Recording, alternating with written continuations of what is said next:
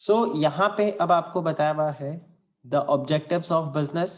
तो अलग अलग है आपका ऑब्जेक्टिव ऑफ बिजनेस। इसके अंदर प्रॉफिट एक काफी बड़ा फैक्टर होता है। देन आपके पास है यहाँ पे customer, right? Creation of the customer. आपको याद है business, the objective of the business is to create customers and to sustain them. तो यहाँ पर भी वही चीज है आपके पास, that you need to create customer and then maintain them. Then again perform the profit. जो आपने प्रॉफिट कमाया है अभी तक उसको आप मेंटेन करके रखो। अगर आप सीएनबीसी वगैरह देखते हो, जब रिजल्ट्स आते हैं तो वो स्ट्रेट अवे बोलता है कि यार कंपनी का परफॉर्मेंस इतना ग्रेट नहीं था। हमेशा quarter to quarter, year on year basis पे आप देखना, ये आपको मिलेगा वाई ओ वाई, ऐसा आपको एनालिसिस मिलता है। और उसमें वो फिर बताते हैं देयर इज अ इंक्रीज और there is a decrease. This is year on year basis कि लास्ट ईयर कितना इस टाइम पे प्रॉफिट था, इस साल कितना प्रॉफिट है, उसको ईयर ऑन ईयर बोलते हैं।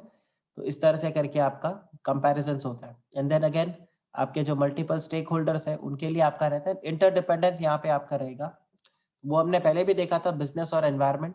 एनवायरमेंट रॉ मटेरियल्स प्रोवाइड करता है बिजनेस को, और business in return finish goods provide करता है एनवायरमेंट को। तो सेम थिंग इज देयर। तो यहाँ पर आपको बताया हुआ है different different objectives of this. तो यहाँ पर एक आपके इकोनॉमिक ऑब्जेक्टिव्स है। अब इकोनॉमिक ऑब्जेक्टिव्स में आप देखो, it's all related to money, पैसा, कि आपको सेल्स करना है, प्रॉफिट करना है, रिटर्न ज्यादा चाहिए, एफिशिएंसी चाहिए, इकोनॉमिक वैल्यू ऐड करना है। By the way, what is economic value added? आपने जो पैसा लगाया उसके कॉस्ट को हटा दो, उसके कॉस्ट को हटाने के बाद जो बचता है उसको हम बोलते हैं इकोनॉमिक वैल्यू एडेड। तो सपोज मैंने 100 रुपया बिजनेस में इन्वेस्ट किया किसी से बोरो करके, और सामने वाले ने बोला मुझे 12 रुपए का इंटरेस्ट चाहिए। तो अगर मैं अप टू 12 रुपीज तक का प्रॉफिट कमा रहा हूँ तो मेरे लिए जीरो इकोनॉमिक वैल्यू एडेड है। बट 12 से बियॉन्ड जितना कमाऊंगा वो मेरे लिए इकोनॉमिक वैल्यू एडेड होगा, मार्केट शेयर, ये सब चीजें। ऑर्गेनिक ऑब्जेक्टिव आपका रहता है survival, health, right, growth of the capabilities. Social responsibilities में आपका community service, education, health, sanitation, heritage, then support during calamities, disasters, ये सब इनका यहाँ पे रहता है। और लीगल ऑब्जेक्टिव्स के अंदर आप ट्रांसपेरेंट रहोगे। तो ऐसा नहीं है कि एक बिजनेस के अंदर सिर्फ यही ऑब्जेक्टिव होगा, इकोनॉमिक ही होगा। ये सारे ऑब्जेक्टिव्स है एक बिजनेस के अंदर। इकोनॉमिक ऑब्जेक्टिव भी होगा, ऑर्गेनिक भी होगा, सोशल भी होगा, लीगल भी होगा। अब एथिकल और लीगल का अगर आप बात करो तो यहाँ पर हम बात करते हैं इस तरह के पॉइंट्स, जैसे लॉ को हम अच्छे से कंप्लाई करेंगे, पैसों को लेकर हम भागेंगे नहीं, हम फ्रॉड नहीं करेंगे, ठीक है, एथिकल रहेंगे, अपना ट्रांसपेरेंसी रहेगा, ये सारी चीजें हैं। फिर आप देखो जैसे यहाँ पर बताया है रिस्पॉन्सिबल बिजनेस, विशफुल थिंकिंग और मीनिंगफुल एंटरप्राइज। तो आप ये देखो, जैसे ये आया India first social enterprise which is focused on women. तो ये जो प्रोडक्ट्स है इसका आशबा, तो इसमें जितने भी काम करने वाले सब लेडीज है। फिर इस तरह से आप देखो आईटीसी होटल्स, इन्होंने greenest hotel chain in the world, ठीक है। फिर लेमन ट्री को अगर आप देखोगे, ये किसको एम्प्लॉयमेंट करते हैं? जो कि डिसेबिलिटीज के साथ है, ठीक है। हिंदुस्तान यूनिलीवर, ये भी वर्क करता है रूरल एम्पावरमेंट, वुमेन एम्पावरमेंट के लिए। तो ये सारे आपको बहुत सारे मिलेंगे। अब टाटास का भी आप देखोगे तो उनके भी सीएसआर एक्टिविटीज काफी इंपॉर्टेंट है। तो ऑल दिस सिफाई से ये सब किस में फॉल कर जाता है? आपका सीएसआर एक्टिविटीज के अंदर फॉल कर जाता है। फिर अगर आप यहाँ पर देखो तो there are different forms of the business organisation. तो मैं हमेशा बताता हूँ, like whenever I teach company law, बच्चों को जब मैं पूछता हूँ व्हाट इज अ कंपनी, तो सब आंसर करते हैं artificial legal person and all those things, book से। But then I tell them that all this is correct, but simple way में अगर आप बताओ तो what is business? Business is just the form, what is a company? तो simply एक रहता है company is just the form of doing business. जैसे आपके पास अलग अलग तरह के टूल्स है बिजनेस को करने का। आप एक सोल प्रोप्राइटरशिप बना सकते हो, आप पार्टनरशिप बिजनेस कर सकते हो, आप ट्रस्ट क्रिएट कर सकते हो, आप एसोसिएशन ऑफ पर्सन बना सकते हो, बॉडी ऑफ इंडिविजुअल्स हो सकता है, कुछ भी आप बना सकते हो, आप एलएलपी बना सकते हो। बिल्कुल वैसे ही आप क्या करते हो, आप कंपनी वहां पे बना सकते हो। तो company is again that.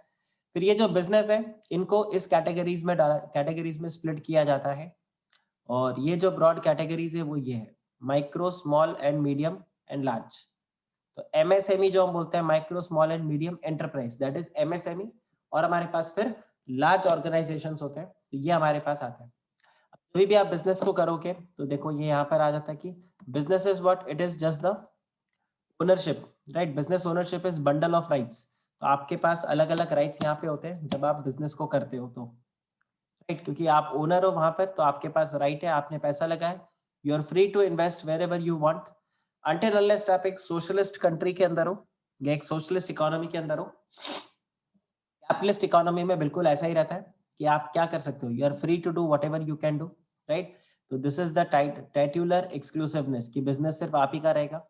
If you own a book no one can claim the ownership, बिल्कुल वैसा ही है जैसे आपने कोई बुक को खरीदा, आपने एक गाड़ी खरीदी, अब वो गाड़ी आपका, आपका घर वो सिर्फ आप ही का है, एक्सक्लूसिविटी है आपके पास। तो यहाँ पर बिजनेस में भी वही होता है, the person who owns the business has some sort of exclusivity, correct, because you have invested the capital here. Same way कोई भी बेनिफिट हुआ, कोई भी नुकसान हुआ, वो आपका। आपके घर के नीचे तेल का कुआं मिल गया, अचानक से आपके घर की प्रॉपर्टी की वैल्यू बढ़ गई, तो फायदा आपका। आपका जो घर है उसमें सपोज करो दीमक लग गए, अब बिल्डिंग को तोड़ना पड़ेगा, तो वो नुकसान भी आपका है। सिंपल सा पॉइंट है, ये आपके पास रहेगा। So you are free to do whatever you want because you have this. And same way the profits earned also belongs to the owner. जो ओनर है वही यहाँ पर प्रॉफिट का भी ओनर रहेगा।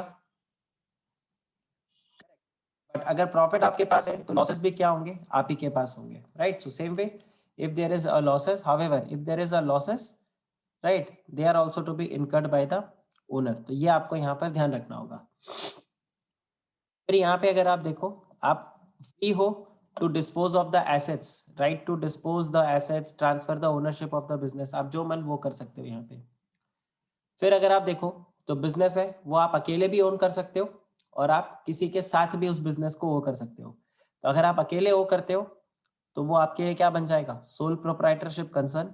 लेकिन यही अगर आप एक से ज्यादा लोगों के साथ वो करना चाहते हो तो आप वहां पे पार्टनरशिप फर्म क्रिएट कर सकते हो, और आप चाहो तो कोऑपरेटिव सोसाइटीज भी बना सकते हो, आप कंपनी भी यहाँ पर फॉर्म कर सकते हो।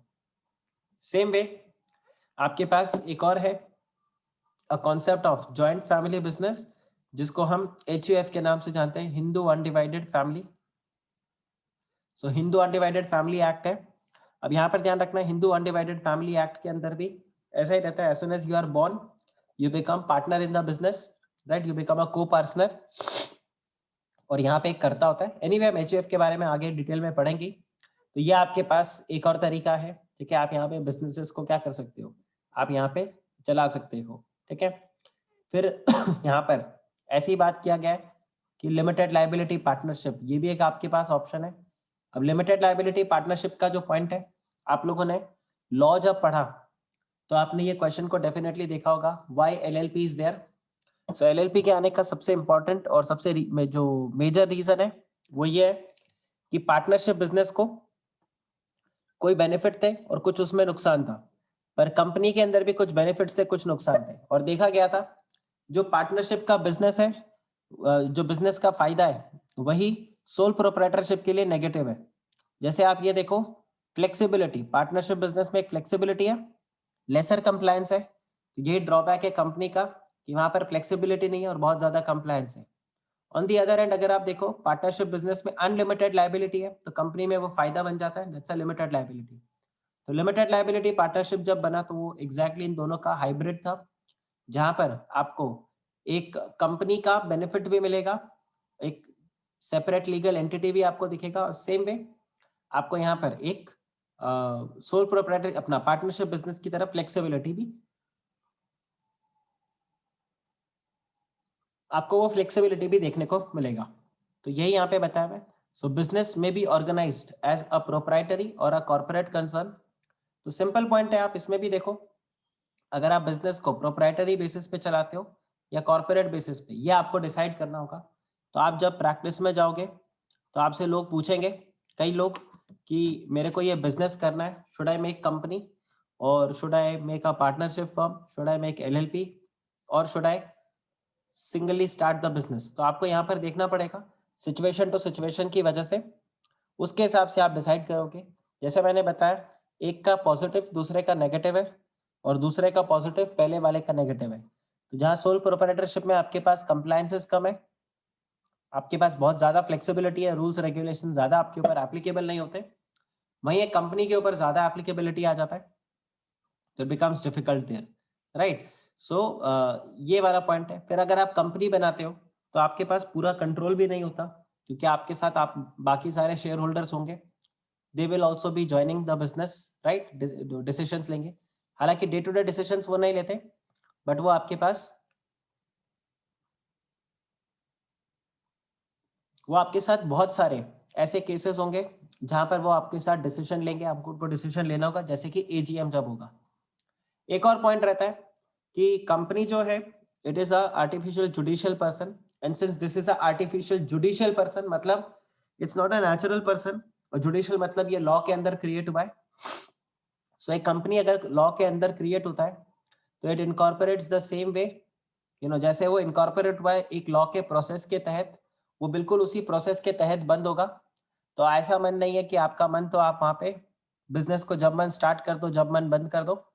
It all works with the rules and regulations, एक पूरे प्रोसेस के साथ।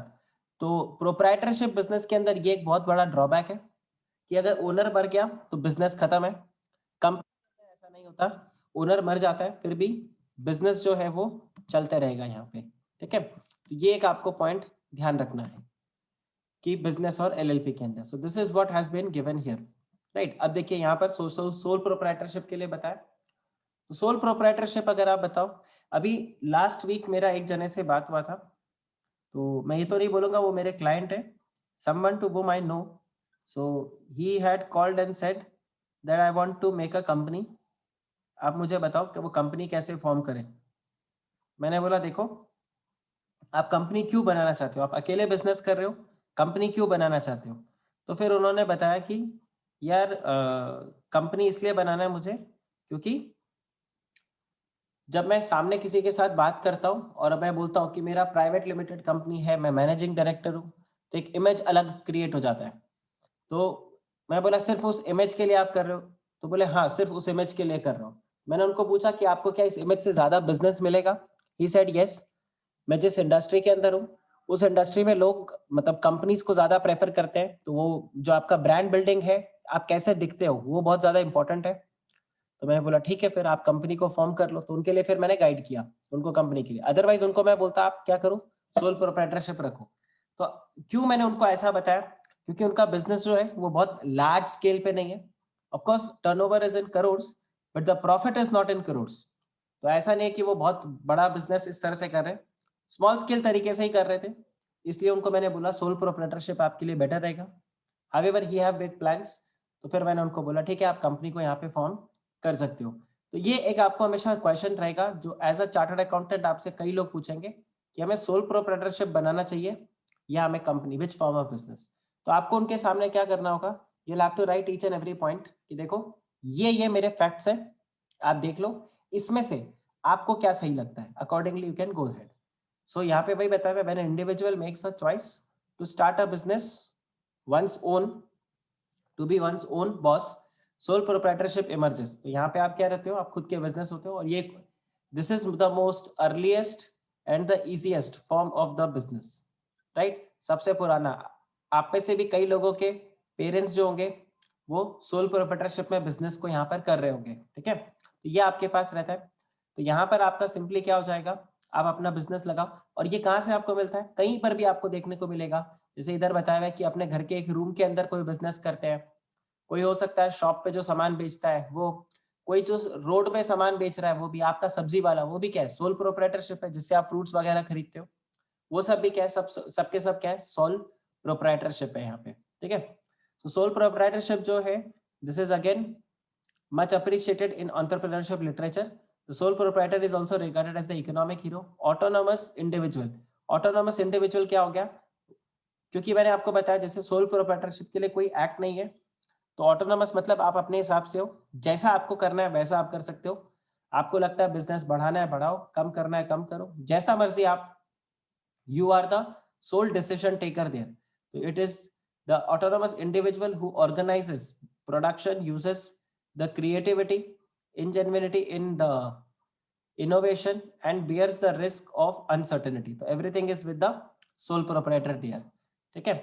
So it's a, he's a one person band. तो वो एनालॉजी इस हिसाब से बताए कि ड्रम भी वही बजा रहा है, गिटार भी वही बजा रहा है, पियानो भी वही बजा रहा है, गाना भी वही गा रहा है, ठीक है। तो सब कुछ कौन है, सोल प्रोप्राइटरी। गाना भी वही लिख रहा है, मतलब फरहान अख्तर जैसा साउंड कर रहा है थोड़ा थोड़ा, बट स्टिल आप समझ गए ये वाला पॉइंट इधर इसमें बताया। तो ये जो बिजनेस है this is best fitted for small scale. आप लार्ज स्केल पे सोल प्रोप्राइटरशिप आप नहीं क्रिएट कर सकते, ठीक है। और it may not be even registered as a micro and small business enterprise or industry. It is an interesting fact that very high population of micro and small businesses are unregistered. मैंने आपको पहले भी बताया था बहुत सारे businesses जो है वो अनऑर्गेनाइज सेक्टर के अंदर है, इसीलिए उनका जो कंट्रीब्यूशन है जीडीपी में वो हमें पता नहीं चलता।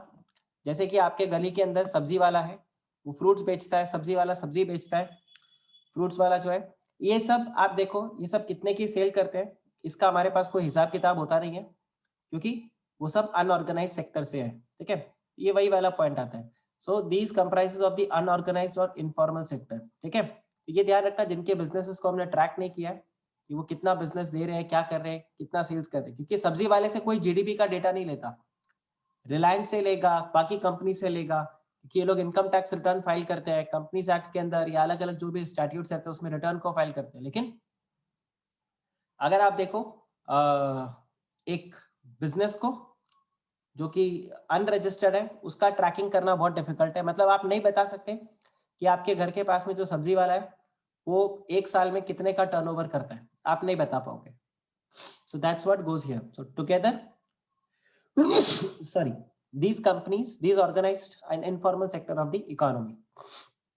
So यहाँ पर वही रहेगा कि ये जो रहते हैं ये सबसे ज्यादा न्यूमेरिकली ये सबसे ज्यादा आपको मिलेंगे and their collective contribution to the GDP, employment and even exports are very impactful.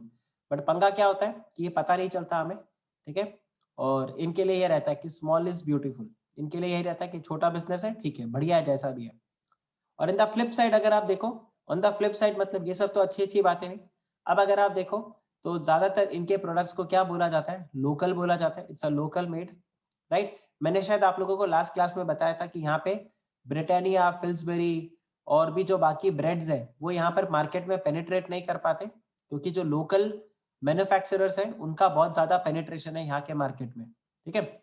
So same thing goes here कि इनका जो प्रोडक्ट है वो यहाँ पर बहुत ज्यादा बिकता है। असम के अंदर मैंने आपको बताया था। तो अब अगर आप यहाँ पे चेक करो कि चलो वो तो ज्यादा चल गया, बट अदरवाइज अगर आप चीजों को कंपेयर करो तो जो लोकल मेड प्रोडक्ट्स होते हैं उसको इतना अप्रिसिएशन मिलता नहीं है। सब यही बोलते हैं यार लोकल है रहने दो, बाहर का प्रोडक्ट होगा तो ज्यादा अच्छा है। द मोमेंट यू से इम्पोर्टेड है, आप सिंपली बात करो, आपके सामने कोई लिंट के चॉकलेट्स रख दे और आपके सामने कोई अमूल के चॉकलेट रखे, ऑब्वियस सा बात है आप लिंट के चॉकलेट को पिक करोगे, अमूल को नहीं करोगे। आप बोलोगे नहीं यार लिंट ज्यादा अच्छा है, right. So same thing goes here कि इनको एक लोकल की तरह ट्रीट किया जाता है। So in common perception working conditions in these enterprises are poor, क्योंकि खुद ही बहुत ज्यादा नहीं रहते, and these enterprises are believe to follow hire and fire policy. इनका एम्प्लॉय वेलफेयर नहीं रहता क्योंकि जैसे कंपनीज होते हैं उसके अंदर काफी ज्यादा एक, यहाँ पर बेसिकली सिंपली क्या होता है आप ओनर के ऊपर डिपेंडेंट होते हो। ओनर अगर चाहे तो आप बिजनेस में हो, ओनर नहीं चाहे तो आप बिजनेस से निकल जाते हो, आपको जॉब से वहां पे निकाल दिया जाता है, सिंपल सा पॉइंट है। तो इतना इनका नहीं रहता, ठीक है। तो यहाँ पर जो बताया है lack of employ welfare, this is formally they are talking about. जैसे कंपनी है वहां पर तो मैंडेटरी होता है कि उनको प्रोविडेंट फंड और एम्प्लॉयज को बेनिफिट्स वगैरह प्रोवाइड करना होता है। यहाँ पर ऐसा कुछ भी नहीं है, यहाँ पर स्ट्रेट अवे क्या रहता है कि एम्प्लॉय जो है वो अकेले मतलब सिर्फ एम्प्लॉयर के ऊपर डिपेंडेंट होता है। एम्प्लॉयर अगर बोल देता है हाँ तो हाँ, ना तो ना, सिंपल सा पॉइंट यहाँ पे ये रहता है। वेरएज कंपनी में इस तरह से नहीं होता। अगर आपको जॉब से निकाला जाता है एक सोल प्रोप्राइटरशिप से, आपके पास बहुत ज्यादा कोई ऑप्शन नहीं है। कंपनी से निकाला जाता है फिर भी, हालांकि ऑप्शन तो बहुत ज्यादा वहां पर भी नहीं है, बट वहां पर फिर भी आपके पास है रेमेडी है। सोल प्रोप्राइटरशिप को आप कोर्ट में नहीं ले जा सकते। सोल प्रोप्राइटर सीधा ये बोलेगा पैसा मेरा है, मैं उसको जैसे मर्जी स्पेंड करूं, जिसको रखना है रखो, जिसको नहीं रखना है नहीं रखो। As long as I am not bounded by the contractual obligations, I am free to do whatever I want, right? So एक और है, ये देखो जो large and multinational companies है, they prefer to transact with the corporate entities। तो जो मैंने last week आपको एक अंकल से बात किया था जो मैंने बताया, he was of the same opinion। वो यही बोल रहे थे कि जितने भी बड़े कंपनीज हैं वो कॉर्पोरेट के साथ काम करते हैं। एक प्राइवेट लिमिटेड वर्ड ऐड होते ही इंटरनेशनली में मैं क्लाइंट्स को पिच कर सकता हूँ, वो लोग भी ज्यादा अप्रिशिएट करेंगे बजाय कि वो सिर्फ एक लोकल मेड प्रोडक्ट मानते हैं अगर कंपनी का नाम नहीं लो, मैं मैनेजिंग डायरेक्टर जाके बात करता हूँ तो एक बहुत वैल्यू ऐड हो जाता है वहां पे, ठीक है, वैसा ही सेम रहता है। फिर अगर आप यहाँ पे देखो कि जो सोल प्रोप्राइटरशिप है, ठीक है, इसके अंदर आपको क्या क्या बताया हुआ है कि ये देखो जो आपके पर्सनल सेविंग्स होते हैं आप उसको लगाते हो, बहुत ज्यादा आपको पैसे पर इन्वेस्टमेंट आपको मिलते नहीं है, ज्यादातर आपके घर के लोग होते हैं वही या तो आपको हेल्प कर देते हैं, ठीक है, और बैंक से भी कोई बहुत ज्यादा आपको पैसा नहीं मिलता, बट छोटे मोटे लोन आपको बिजनेस के लिए बैंक से भी मिल जाएगा। तो सोल प्रोप्राइटरशिप के अंदर यही रहता है, so one actually relies on the personal savings and the assets. आपके पास कोई बहुत ज्यादा यहाँ पे ऑप्शन होता नहीं है। तो देखो पर्सनल सेविंग्स एंड एसेट्स जो होते हैं यही आप बिजनेस में लगाते हो। बैंक से आपको फिर भी थोड़ा बहुत माइक्रो फाइनेंस मिल जाएगा, और माइक्रो फाइनेंस का मतलब लोन्स ऑफ स्मॉल डिनोमिनेशन, ठीक है, और कुछ छोटे मोटे बैंक फाइनेंस भी आपको यहाँ पर मिल जाएंगे। उससे ज्यादा आपको यहाँ पर पैसा मिलता नहीं है, लेकिन जो भी प्रॉफिट होता है वो सारा का सारा प्रॉफिट सोल प्रोप्राइटर का, और जो भी लॉसेस वो सारे के सारे उसी बिजनेस के अपने सोल प्रोप्राइटर के ऊपर रहते हैं। यहाँ पर आपको बताया हुआ है अलग अलग फीचर्स के बारे में। तो आप यहाँ पे देखो वो बता रहा है कि ऑटोनॉमी, ऑटोनॉमी से क्या मतलब है, freedom, you are free to do whatever you want. तो ऑटोनॉमस अगर है तो आप ये देखो ये उसके लिए मेरिट हो गया। Sole proprietor is the only provider of capital, तो ये आपके लिए क्या हो गया, लिमिटेशन, कि और कोई बिजनेस में पैसा लगा ही नहीं सकता। विजिबिलिटी एज ओनर, ये आपके लिए मेरिट हो गया क्योंकि कस्टमर आपके साथ लॉयल रहेंगे। Sole proprietor will have to bear the risk, ये आपके लिए लिमिटेशन हो गया। सेम वे अगर आप देखो अनलिमिटेड लायबिलिटी, ये तो बहुत बड़ा लिमिटेशन है, but fate as going concern, तो यहाँ पर वही होता है कि जैसे ही सोल प्रोप्राइटर मर गया बिजनेस खत्म, तो ये आपका एक लिमिटेशन हो गया। And succession of sole proprietorship, तो अब यहाँ पर सिंपल सा पॉइंट है कि आप एक डीड अगर बना के रखो तो उसके हिसाब से चला जाता है, मतलब अपना विल बना के रखो, वसीयत बना के रखो, तो उसके हिसाब से आपका बिजनेस ट्रांसफर हो जाएगा। और अगर आप चाहो तो इसको क्या कर सकते हो, सक्सेशन के अंदर, मतलब जैसे होता है ना ग्रैंडफादर से प्रॉपर्टी फादर को जाता है, फादर से सन को, सन से फिर उसके सन को, तो यहाँ पर वही वाला पॉइंट आ जाता है। तो यहाँ पर ध्यान रखना, for example the Hindus, Parsis, Buddhist, Jain, Sikh, इन सब के ऊपर हिंदू सक्सेशन एक्ट एप्लीकेबल होता है। बाय द वे ये एक एग्जाम क्वेश्चन है, ये वाला एक एग्जाम क्वेश्चन है, ये एग्जाम के अंदर पूछा गया था,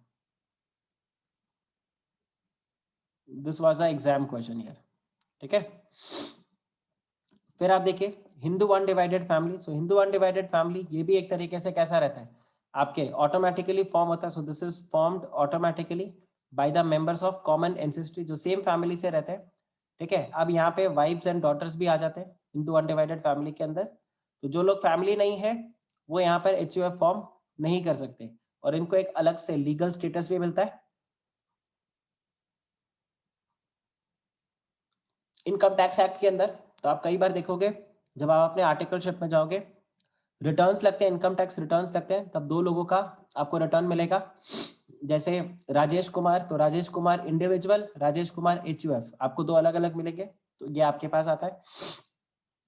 फिर HUF को अगर आप देखो तो it is a separate entity that forms into, देखो HUF is a separate entity from the joint family business, and HUF को इसे सैलरी नहीं मिलेगा क्योंकि आप बिजनेस में हो, तो बिजनेस में आपको सैलरी कैसे मिल सकता है, ये सैलरी आपको मिलेगा यहाँ पे।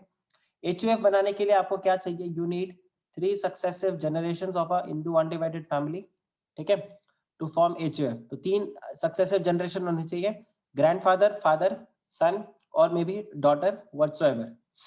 इसके अलावा आप यहाँ पे देखना जो हिंदू अनडिवाइडेड फैमिली है उसके अंदर और कौन कौन आ जाते हैं, Buddhist, Jain and Sikh families, ये भी यहाँ पर हिंदू अनडिवाइडेड फैमिली के अंदर में कवर हो जाते हैं। तो अगर एक बुद्धिस्ट फैमिली है वो एक HUF बिजनेस बनाना चाहे तो यस वो यहाँ पर बना सकते हैं, राइट। फिर आप देखिए यहाँ पर आपको आगे बताया हुआ है द फीचर्स, ठीक है। अगर आप यहाँ पे फीचर्स में देखो तो आपको मिलेगा अगेन बाय बर्थ ये आपका बन जाता है, तो ये आपके एक तरीके से मेरिट हो गया, आपको कुछ अलग से एग्रीमेंट्स वगैरह क्रिएट करने का जरूरत नहीं है, ठीक है। तो यहाँ पर एक पॉइंट है, ये भी आपका MCQ है, और इसमें आपको ध्यान रखना होगा कि अगर आप एक मुस्लिम फैमिली में हो तो आपके सिबलिंग्स अगर बिजनेस करना चाहते हैं तो उनको कॉन्ट्रैक्चुअली करना पड़ेगा, जैसे एक पार्टनरशिप अग्रीमेंट बनता है, बिल्कुल वैसे। फैमिली पूल द रिसोर्सेज, ये आपके लिए मेरिट हो गया क्योंकि बाहर वालों का कुछ पैसा नहीं रहता, सब घर वालों का ही पैसा यहाँ पे रहता है। Social capital through employment, family involvement, ये भी आपके लिए मेरिट हो गया, क्योंकि आपके घर के लोग जो होते हैं वही यहाँ पर साथ देते हैं आपका, ये आपके लिए एक तरीके से बेनिफिट है यहाँ पे, राइट। फिर the family members are automatically called as co-owners, ये हो गया आपके लिए एक तरीके का लिमिटेशन, बिकॉज यहाँ पर क्या देखा गया है एचयूएफ बिजनेस के अंदर कि प्रोफेशनली जो काम करने वाले लोग हैं उनको कम यहाँ पे इंपॉर्टेंस दिया जाता है, जो घर के लोग होते हैं उन्हीं को दिया जाता है। यहाँ पर ये जो आउटसाइडर है उसके लिए काफी ज्यादा फ्रस्ट्रेटिंग हो जाएगा कि यार मैं जो बिजनेस कर रहा हूँ उसको यहाँ पे लेते नहीं है। डिसीजन मेकिंग ये आपके लिए बहुत क्विक होता है, तो ये आपके लिए मेरिट हो गया। और डिसीजन कौन लेता है? कर्ता। अनलिमिटेड लाइबिलिटी फॉर द कर्ता, ये एक आपके लिए लिमिटेशन हो गया का। पेट एज गोइंग कंसर्न, ये भी आपका लिमिटेशन है। तो 3 जनरेशन आपको चाहिए, ठीक है। उसके बाद में अगर आपका बिजनेस स्प्लिट हो जाता है तो आप यहाँ पे कुछ नहीं कर सकते, राइट। तो कई बार फर्स्ट जनरेशन, कई बार सेकंड जनरेशन, तो आपका जो फैमिली बिजनेस है डिस्प्यूट होगा तो ये बिजनेस ऑटोमेटिकली आपका टूट जाएगा, ये रहता है। और सक्सेशन ऑफ द ओनरशिप, तो again Hindus, Parsis, Buddhist, Jains and Sikh, ये यहाँ पे क्या कर सकते हो, बिजनेसेस को ऑटोमेटिकली यहाँ पर ट्रांसफर कर सकते हैं, ठीक है, जो लीगल डॉक्यूमेंट अपना रहेगा उसके हिसाब से इन द डेथ। फिर आ जाता है आपके पास पार्टनरशिप। तो जब आप पार्टनरशिप में देखो तो यहाँ पर क्या होते हैं, दो लोग मिलके यहाँ पे बिजनेस को करते हैं। अब इन दोनों के बीच में कोई रिलेशन एग्जिस्ट करना जरूरी नहीं है, कोई भी दो स्ट्रेंजर्स भी अगर मिलके बिजनेस करना चाहे तो दे कैन फॉर्म पार्टनरशिप। और पार्टनरशिप के अंदर business can be carried all by all the partners और by only few of the partners, जिसको हम क्या बोलते हैं, एक्टिव पार्टनर्स। इनके बीच में एक अग्रीमेंट एग्जीक्यूट होता है which is enforceable by law, उसको हम बोलते हैं पार्टनरशिप डीड, ठीक है।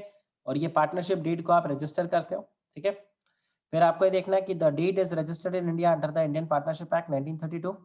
और लाइबिलिटी ऑफ द पार्टनर जो होगा वो अनलिमिटेड रहेगा यहाँ पे, ठीक है। फिर नेक्स्ट अगर आप यहाँ पे देखो तो पार्टनरशिप के अंदर अग्रीमेंट बनाना पड़ेगा, ये आपके लिए मेरिट है। क्यों मेरिट है? क्योंकि आपको यहाँ पर कोई भी डिस्प्यूट वगैरह का कोई स्कोप ही नहीं रहेगा, सब कुछ क्लियरली मेंशन्ड होगा। देन यू हैव 2 और मोर पर्सन, ये भी आपके लिए मेरिट है और ये आपके लिए लिमिटेशन भी है, कम से कम आपको चाहिए। अब यहाँ पर देखना ये गलत है, ये चेंज हो गया, इट इज 20, मतलब मैक्सिमम अब यहाँ पे आपका 50 है, ये सब आपका कुछ नहीं रहेगा। तो ये पहले हुआ करता था 10 for banking and 20 for this, ये आज की डेट में कट गया, राइट। फिर आप देखिए प्रॉफिट शेयरिंग, ये भी आपके लिए बेनिफिट है। देखो अब ये बेनिफिट है, ये लिमिटेशन भी है, पर बेनिफिट इसलिए है क्योंकि अगर लॉसेस होंगे तो लॉसेस भी वहां पर फिर उसी हिसाब से शेयर किया जाएगा। Business objective is quite wide, why? Because a partnership can not be formed for a non profit business. ये आप ध्यान रखना, ये एलएलपी के लिए भी यही सेम चीज एप्लीकेबल होता है कि आप एक नॉट फॉर प्रॉफिट के लिए आपको सिर्फ कंपनी ही बनाना पड़ेगा या फिर आपको ट्रस्ट बनाना पड़ेगा। So it can not be formed for a non business purpose.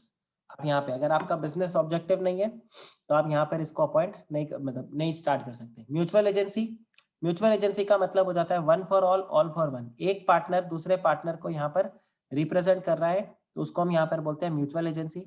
ये आपके लिए बेनिफिट भी है और ये आपके लिए नुकसान भी है। बेनिफिट इसलिए क्योंकि काम फटाफट हो जाता है, यहाँ पे सब कोई कॉमन इंटरेस्ट के लिए काम करते हैं। लिमिटेशन इसके लिए कि एक आपके एक पार्टनर ने अगर गड़बड़ किया तो दूसरा पार्टनर खर्चे में आ जाएगा, वो ये नहीं बोल सकता मेरी क्या गलती है, आपने बात किया। आपने लॉ के मॉड्यूल के अंदर डेफिनेटली वहां पर देखा होगा, there is a point wherein this they discuss कि राम और श्याम दो पार्टनर्स थे, I don't remember the name but ऐसा ही था। श्याम ने किसी को गुड्स बेचा जो कि डिफेक्टिव निकला और बाद में आके वो राम के ऊपर ब्लैबर करता है, तो क्या राम लाइबल है?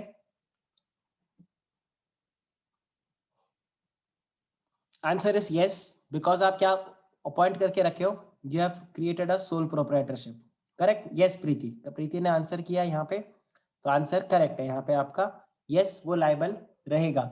सेम वे होता वो पार्किंग लॉट वाला शायद कोई एग्जांपल है जिसके अंदर वो ये बताते हैं कि पार्किंग लॉट में गाड़ी पार्क करी एक्स वाई जेड और फिर एक्स गाड़ी लेके भाग गया, तो क्या वाई और जेड रिस्पॉन्सिबल होंगे? तो उसका भी आंसर क्या है, यस, बिकॉज आप क्या थे, आप पार्टनर्स थे, करेक्ट। तो राहुल, सोनी, आप दोनों ने भी जो आंसर किया है that is also correct here.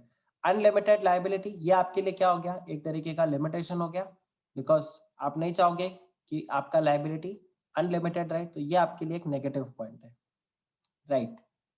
फिर देखिए फेट एज गोइंग कंसर्न, तो यहाँ पे वही वाला पॉइंट है, जैसे ही आपका partnership agreement, partnership at will है, तो जैसे ही आपका विल खत्म, आपने नोटिस दिया और आपने बोला पार्टनरशिप डिसॉल्व करो, तो वो डिसॉल्व हो जाएगा।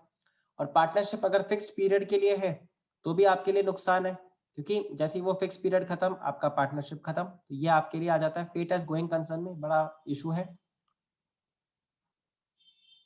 सक्सेशन ऑफ द ओनरशिप अगर आप देखो तो ओनरशिप इजीली ट्रांसफर नहीं होता, क्योंकि अगर आपको किसी नए पार्टनर को अपॉइंट करना है तो आपको क्या करना पड़ेगा, you will have to do it only with the consent of the other partners.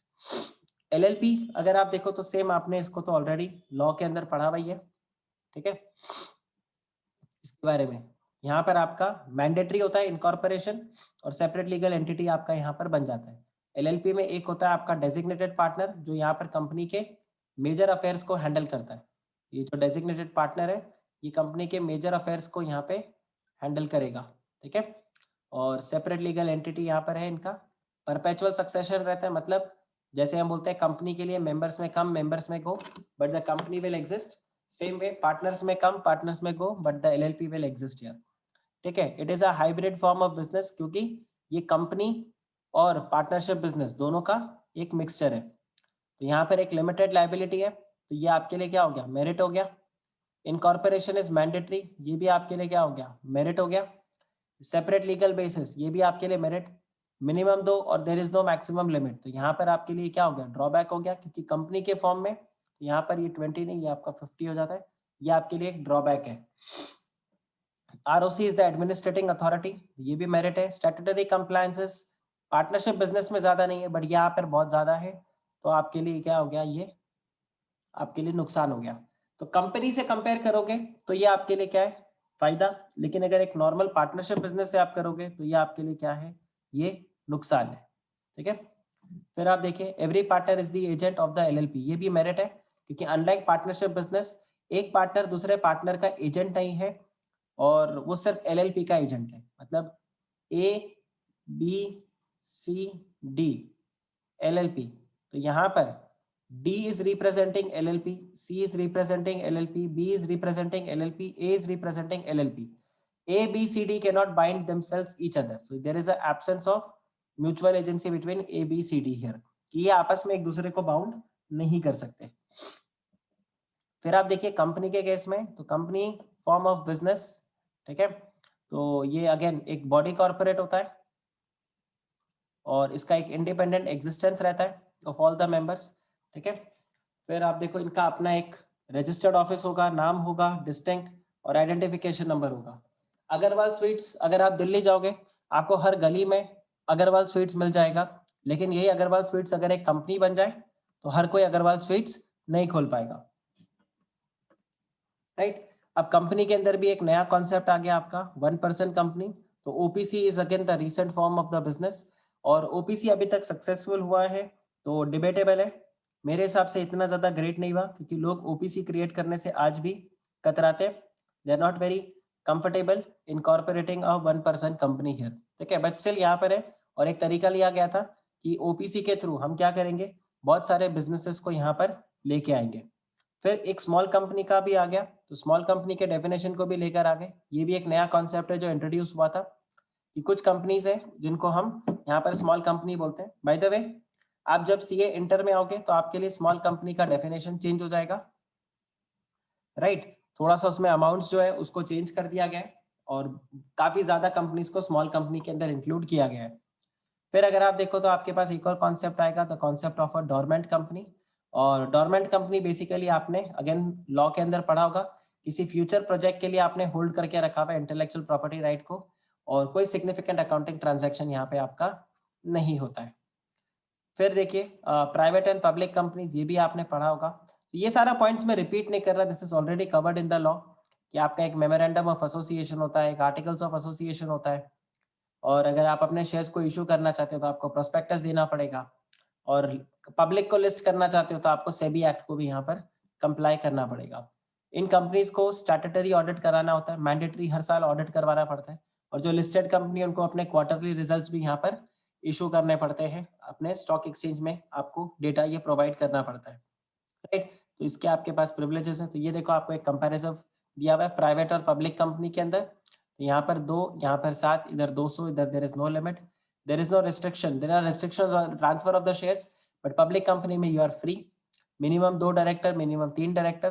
Private companies जो है वो एग्जेम्प्ट होते हैं बहुत सारे कमिटीज को बनाने के लिए, और पब्लिक कंपनीज जो होता है ये इनको इस तरह से करके कमिटीज फॉर्म करते रहना पड़ता है। And it can start the business only upon incorporation private limited, और ये जो है इनको कमेंसमेंट। अब ये देखो ये जो टेक्निकली पॉइंट है ये पुराना वाला कॉपी पेस्ट करके डाल दिया है, तो ऐसा नहीं है। आज की डेट में certificate of incorporation and certificate of commencement of business दोनों को यहाँ पर चाहिए। ये पुराना कॉपी किया हुआ है, right. So with this we are through with our chapter. यहाँ पे आपको समरी दिया हुआ है, तो हम अब एमसीक्यूज की तरफ बढ़ सकते हैं यहाँ पे, ठीक है। तो एमसीक्यूज में आप यहाँ पे देखो, तो एम्प्लॉयमेंट इसमें बताइए 1 के लिए क्या होगा। एम्प्लॉयमेंट में क्या मिलता है आपको? एम्प्लॉयमेंट में आपको आएगा वेजेस एंड सैलरीज, बिल्कुल करेक्ट। आदित्य ने यहाँ पे आंसर किया। राहुल बोल रहे हैं B wages and salaries, right. Aditya बोल रहे सी, नहीं आदित्य सी नहीं होगा। अच्छा आपने वैसे ऑप्शन सी बताया होगा, करेक्ट। तो आपको ये नहीं, मैं वैसे डिस्कस नहीं कर रहा, आई एम जस्ट आस्किंग कि आप पहले अपना आंसर बताओगे। Okay very good. तो आप यहाँ पे एक एक करके मुझे आंसर बताओ तो वो बेटर रहेगा। Just 1 minute.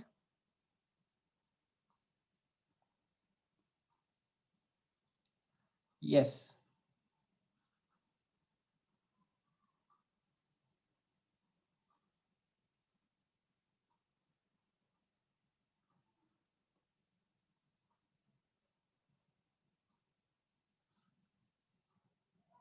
अरे व्हाट इज रॉन्ग?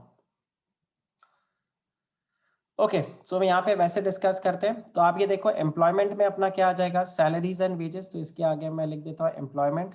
फिर आ जाता है प्रोफेशन। तो प्रोफेशन में आपको क्या मिलेगा, फीस। तो इसके लिए आपका आ जाता है प्रोफेशन। प्रोफेशन के अंदर आपको यहाँ पे फीस मिलता है, बिल्कुल करेक्ट। और बिजनेस में आपको दिखेगा प्रॉफिट। ये हो गया आपका बिजनेस के लिए। और अगर आपके पास लैंड या प्रॉपर्टी है तो उसके लिए आपको रेंट मिलेगा, ठीक है। और लेंडिंग में आपको यहाँ पर क्या मिलता है, इंटरेस्ट मिलता है। तो ये आपके पास पॉइंट आ गया। तो आप देख लीजिए यहाँ पे कौन सा आंसर ज्यादा फिट बैठता है। तो ऑप्शन नंबर सी यहाँ पर आपके लिए बेटर है, करेक्ट है आपके लिए। सो फिर देखिए यहाँ पर क्या आता है, विच of the following distinguishes business from entrepreneurship. याद करो ये आई थिंक किसने फर्स्ट आंसर किया था क्लास के अंदर, करेक्ट आंसर किया था हमने जब लास्ट क्लास में भी डिस्कस किया था। entrepreneurs are business owners too, okay, all businesses are entrepreneurs, no, entrepreneur seeks for new opportunities and pursue innovative ideas, right। तो किसी ने तो इसका आंसर किया था, आई थिंक निधि आप ही ने आंसर किया था, आई डोंट रिमेम्बर, किसी ने इसका आंसर किया था कि वो नया इनोवेशन देते हैं, ठीक है, हाँ करेक्ट, हीना, ओके, ऑल राइट। सो ये देखो फिर आ जाता है विच of the following statement do not comprise of business activity. तो इसमें से आप बताओ कौन सा नहीं रहेगा में से, do not comprise of a business activity. Carpenter,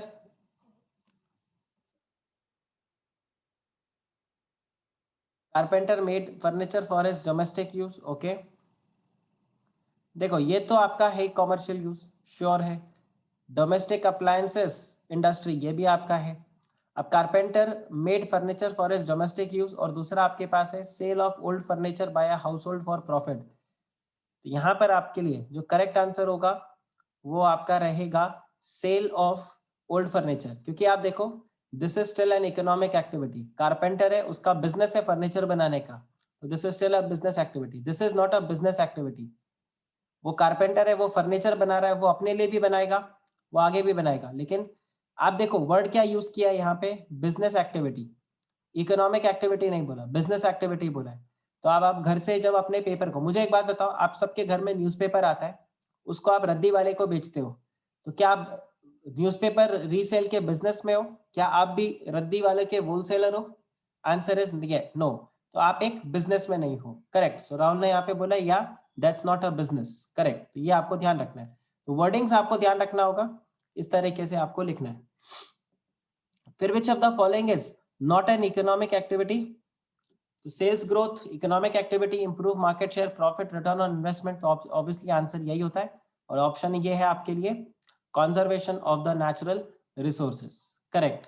फिर देखिए, trading employees buying for the purpose of selling, applying this criteria tell which of the following activities which not qualify as trading. Fifth वाले में तो purchase of the goods in whole bulk quantity, correct, and sell in the smaller quantity, भाई ये तो retail है। Then buying from the wholesaler and selling to the customer, ये भी trading हो गया। Buying and from the retailer for self consumption, तो आपका करेक्ट आंसर यहाँ पर क्या है, ये, क्योंकि ये आपके लिए क्या है, this is not trading, this is not trading. Trading में होता है आप जब, और purchase of raw material and further उसको बेचना, तो ये भी ट्रेडिंग होता है। तो ये आपका करेक्ट आंसर हो गया इसके लिए, राइट। चलिए फिर हम यहाँ पर आगे देखते हैं, इसको मैं हाईलाइट कर देता हूँ just so that you understand this is the correct answer. फिर आप देखिए यहाँ पर आपको मिलेगा which of the following occupation require rendering of services based upon specialised knowledge and membership. तो यहाँ पर आपके लिए आंसर आ जाएगा आपका प्रोफेशन। आपको प्रोफेशन के अंदर क्या चाहिए, एक स्पेशल डिग्री चाहिए। फिर आप देखो the occupation in which people work for others and get remunerated in return, इसमें क्या हो जाएगा, जब आप किसी और के लिए काम करते हो तो यहाँ पर आपको रेम्यूनरेशन मिल जाता है।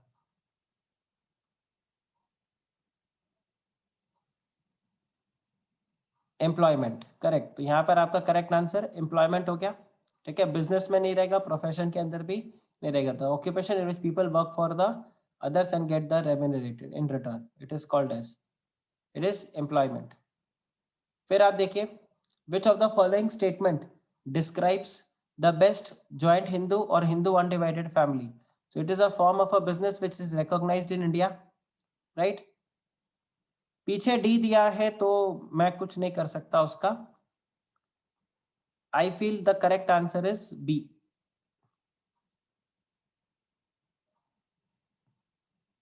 राइट। एक बार वापस से अगर हम चाहे तो चेक कर सकते हैं जहां पर इन तीनों फॉर्म के बारे में डिस्कस किया है, so that we get a idea। So this is the description employment।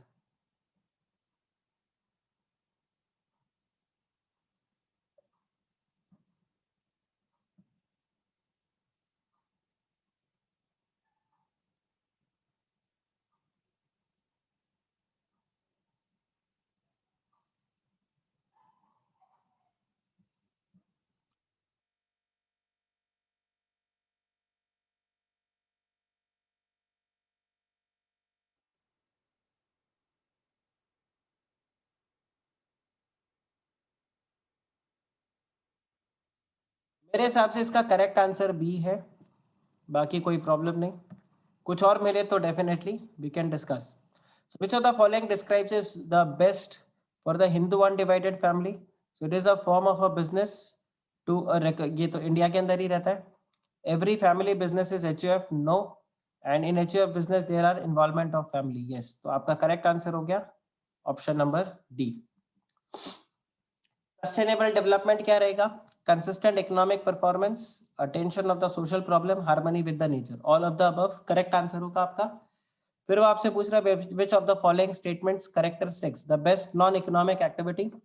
So non economic activity के अंदर आपका क्या नहीं रहता, it do not require any investment in the resources, ऐसा नहीं है। These activities do not Intel operational cost, बिल्कुल भी नहीं। हमने देखा था कि नॉन इकोनॉमिक एक्टिविटी, सपोज करो आप किसी को चैरिटी करना चाहते हो तो वहां पर भी आपके रिसोर्सेज लगते हैं, कॉस्ट वहां पर भी होता है। These are taken by assets, नहीं, ये वो होते हैं जो बेसिकली भरोसा नहीं करते, ऐसा नहीं है। और the underlying purpose of these is not to earn the livelihood, तो ये आपके लिए बेस्ट कैरेक्टरिस्टिक हो गया। अगर आप देखो तो this is the best characteristics, ठीक है। फिर अगर आप देखो the Indian companies act provides for the registration of all of the above, सारे के सारे कंपनीज यहाँ पर रजिस्टर होते हैं। प्राइवेट कंपनी के अंदर मिनिमम कितने मेंबर्स चाहिए, 2, पब्लिक कंपनी में 7 और ओपीसी के अंदर 1 मिनिमम नंबर ऑफ मेंबर्स। ये एक एडिशनल आपसे क्वेश्चन हो सकता है, यहाँ पर पूछ ले, राइट। फिर आप देखिए find out the incorrect statement. So sole proprietorship is a business activity having unlimited liability, correct. LLP may be constituted. फिर आपको बता रहे HUF may be performed by the group of people who do not belong to the family, तो ये आपका incorrect statement हो गया, right. So ये आपके लिए एक इनकरेक्ट स्टेटमेंट यहाँ पे बन जाता है 12th के लिए। फिर देखो, which of the following is correct, economic activity are driven by profit, economic activity are guided by self interest, तो ये आपके लिए गलत हो गया स्टेटमेंट, ऐसा नहीं होता। फिर आपको वो बता रहे हैं non economic activity are not important at all in life, तो ये आपका करेक्ट, ये भी आपका आंसर यहाँ पे आ गया, नॉन इकोनॉमिक एक्टिविटी, ये करेक्ट है आंसर, ये भी करेक्ट है। Economic activity are guided by self interest, नहीं, ये फिर भी आपका करेक्ट हो सकता है, आपका जिस बिजनेस में मन हो आप वो बिजनेस यहाँ पे कंटिन्यू कर सकते हो, राइट। सेल्फ इंटरेस्ट आपका रहता है the interest of the proprietor, but ये रहेगा non economic activity are not at all important in life, तो ये आपका ज्यादा करेक्ट आंसर बनता है। फिर देखिए, which of the following are not considered as an economic activity, तो बताइए इसमें से कौन सा होगा, which of the following is not considered as an economic activity, तो यहाँ पर आपका आ जाता है providing free medical aid by the doctor, right. फिर आप देखिए यहाँ पे maximum number of members in a private limited company 200, ये तो बहुत ही इजी क्वेश्चन आपके लिए है, लॉ में भी आपने पढ़ा है और आप इसको बीसीके में भी पढ़ रहे हो। फिर देखिए, which of the following is incorrect, private limited has minimum 2 and maximum 200, तो ये करेक्ट है आपके लिए। Public limited has minimum 7 maximum no limit, ये भी करेक्ट है। प्राइवेट लिमिटेड ये गलत हो गया, they are not shared, right, the private limited company shares are not freely tradable on stock exchange. Which of the following is incorrect in reference of the partnership, तो contractual ownership रहता है, correct। liability of the partner is limited, नहीं, ये गलत हो गया, ये LLP के अंदर होता है, LLP के अंदर ये वाला चीज होता है, ये यहाँ पर आपका नहीं रहेगा। फिर आप देखिए यहाँ पर a partnership can be done to carry on what, any trade, occupation, profession और social enterprise, तो आपको इसमें किसको पिक करना है, you have to pick the odd one out, तो 18th के लिए आपका क्या हो जाएगा correct answer, option number D. आप सोशल एंटरप्राइज यहाँ पर नहीं कर सकते, नॉट फॉर प्रॉफिट के लिए नहीं होगा। So partnership can take place only between, partnership can take place between natural person, artificial person, combination of natural and artificial person and partnership firm, इसका करेक्ट आंसर क्या होगा, मेरे को बिना पीछे देखे आप इसका आंसर करोगे 19th का और मुझे लॉजिक बताओगे क्यों, ऐसा क्यों, इसका करेक्ट आंसर क्या है और क्यों, आप मुझे इसका लॉजिक के साथ आंसर दोगे। So why do you think your answer is correct and what is your correct answer, please mention that also, which is the correct answer। ध्यान रखना ये आपके लॉ के पेपर के अंदर भी इंपॉर्टेंट क्वेश्चन बनेगा। Correct answer is your partnership firms, the correct answer is partnership firms, ये आपको ध्यान रखना है। और ऐसा क्यों, because partnership firm is not recognized as person, this is not recognized as person,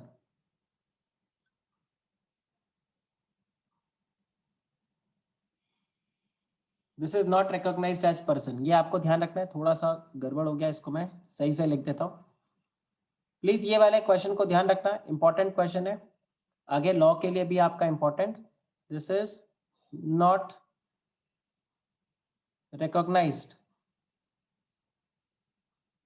as person, then HUF comprises of odd man out, sorry, Muslim family.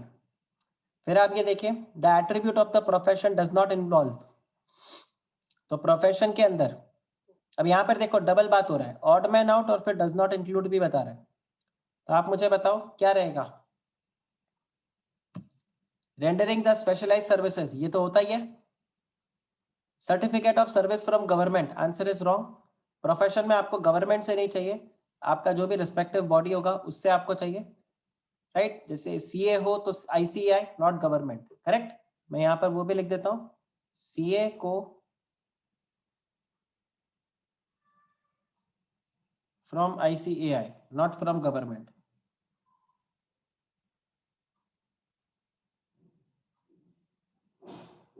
Okay, क्या ये क्लियर हुआ आप लोगों को? ओके, ये समझ में आया? फिर देखो नेक्स्ट आपके पास आता है question number 22।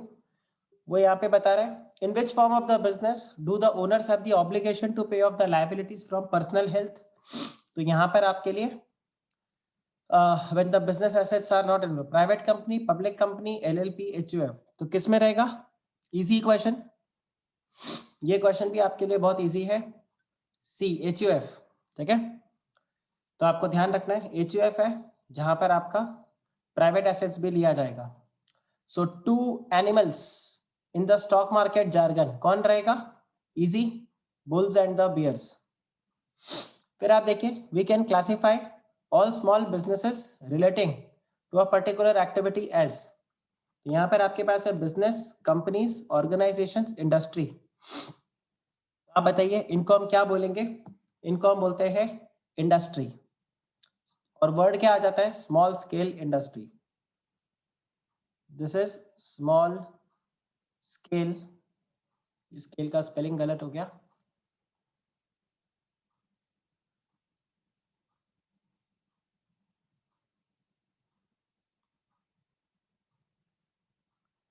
Right. So which apex body of the regulation oversee the LLP? तो इसका करेक्ट आंसर है आपका मिनिस्ट्री ऑफ कॉर्पोरेट अफेयर्स, ठीक है, MCA, करेक्ट, बिल्कुल करेक्ट।